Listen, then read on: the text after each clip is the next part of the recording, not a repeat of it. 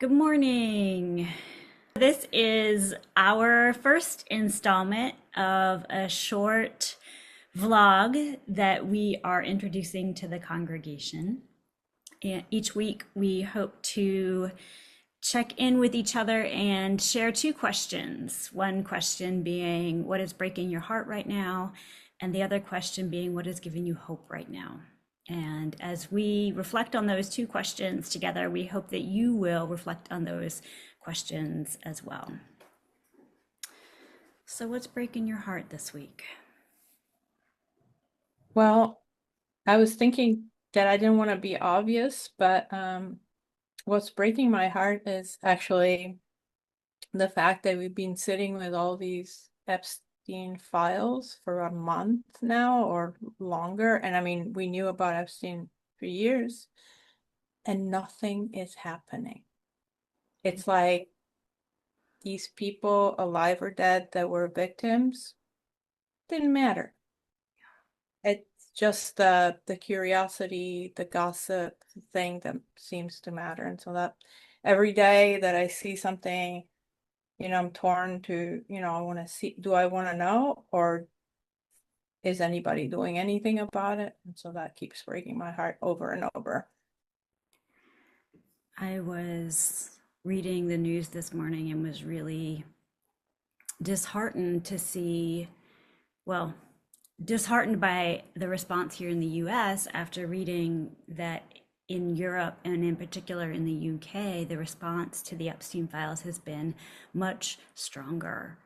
In particular, former Prince Edward is going on trial for Yep. his connections to Epstein.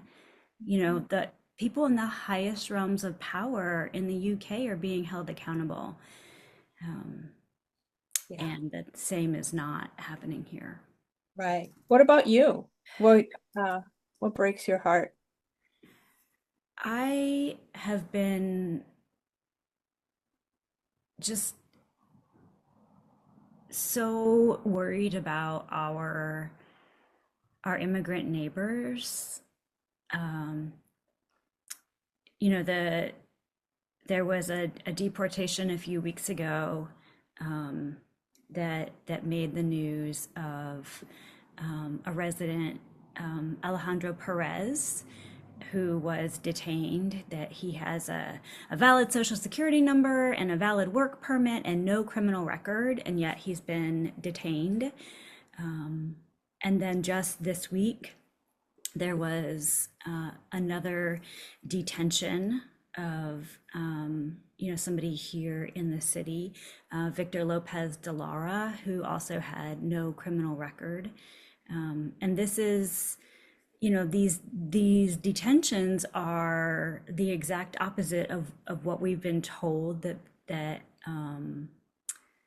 are the reasons, right? That we're supposed to be getting violent criminals off the streets, and yet these are not.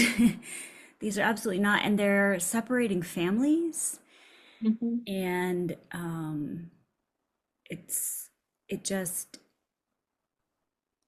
it is inhumane. It is Hmm. absolutely inhumane, and my fear is there's going to be more of this. So, I I told our small group that practices and observes Lent, I told them at our Ash Wednesday service last night that my intention for Lent this year is to participate in actions to support the immigrants in our community, whether that's participating in an Ice Watch group or showing up for accompaniment programs and building community defense options. Yeah. I did sign up for a community defense training through Micah, and now we're also doing a community defense training here at the church. And Hmm. so I'm thinking of switching to attend the one at the church and then see if I could sign up for the one at St. Pius, because that's literally like 3 blocks from my house. So I'm also really interested in, folks that are working directly in my neighborhood. Um, Hmm. so yeah.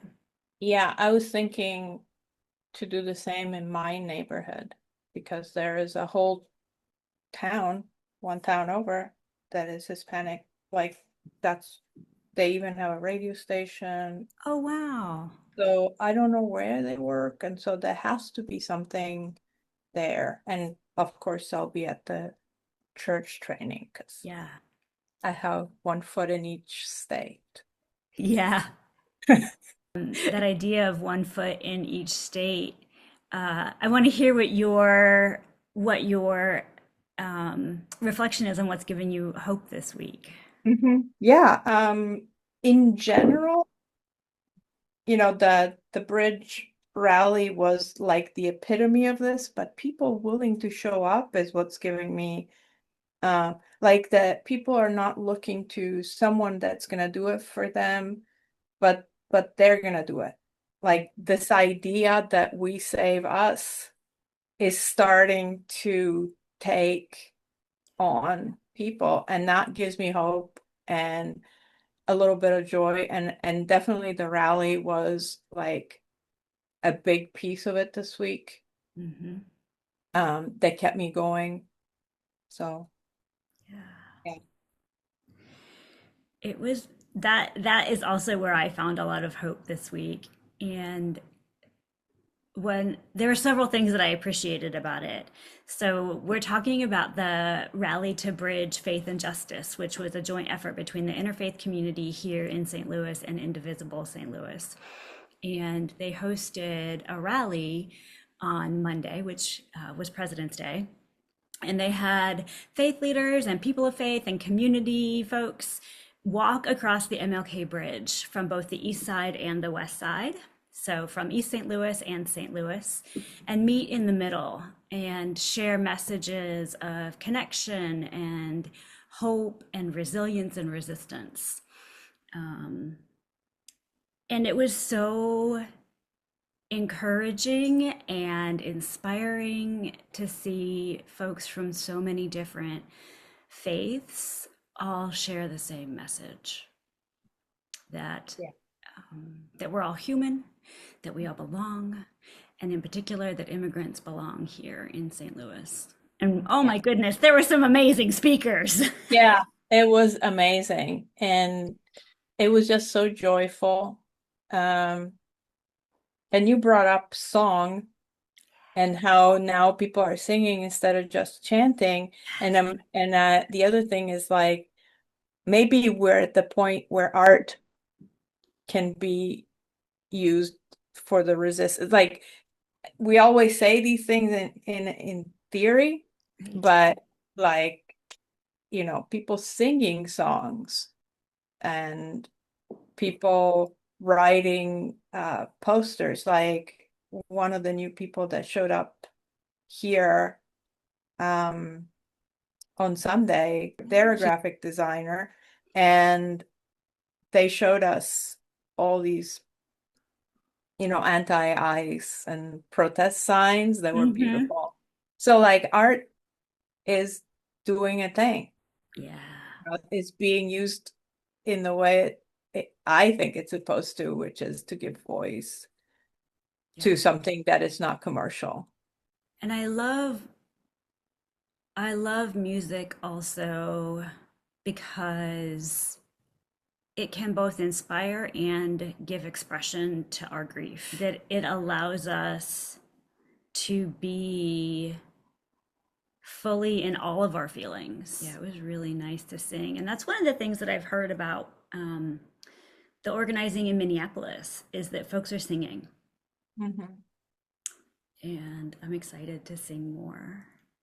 We should have a resistance choir, like that sings things like "If I Had a Hammer" and stuff.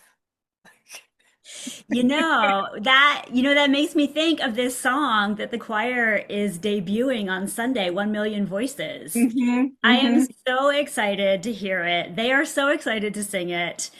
I think it's going to be uh, in the in the in the parlance of the Utes, banger. Yeah, yeah, yeah. Yeah. So, if any of y'all are on the fence about coming on Sunday or watching our YouTube stream, I think that you're really going to find a lot of meaning in our topic on Sunday.